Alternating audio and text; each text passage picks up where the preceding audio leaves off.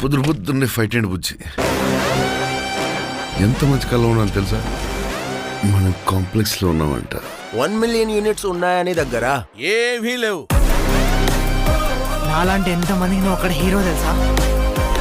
నాతో రా. యూనిట్స్ ఎక్కువ ఇస్తారా? అబద్ధం. నీకు జస్ట్ నువ్వంటేనే ఇష్టం భైరవా. ప్రపంచంలో ఒకటే ఒక సైడ్,